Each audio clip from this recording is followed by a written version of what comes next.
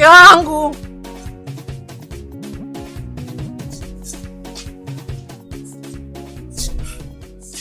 Mke wangu, mimi niko naomba nisamehe. Najua toka jana nimeondoka hapa sijalala. Nimekukimbia. Nimelala kilabuni. Najua kuna makosa nimeyafanya. Sasa baada ya kulala kilabuni niliposhtuka tu, nikaenda kupiga kazi, nikapata hela ndo nimenunua hivi mchele pamoja na maharage. Hii hapa ni kama kuomba radhi kwa sababu marehemu Mzee Mzulumu alinifundisha hivi, kama umemkosea mtu basi mpe hata doti za kanga, mpe chochote anachokipenda.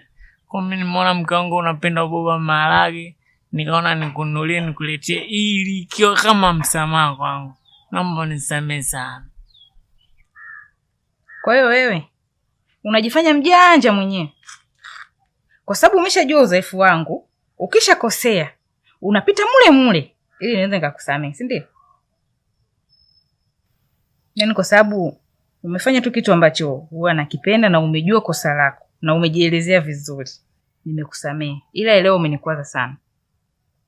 Umenisamehe mke wangu? Ndio. Kweli? Ingia ndani. Lete. Nilijua tumbea boba maharage uchomoe. Hapa mke wangu tunaenjoy, tunajilamba, au sio? Mudi kubwa! Mudi mzungu! Pakaba! Nimeleta mchele ndani.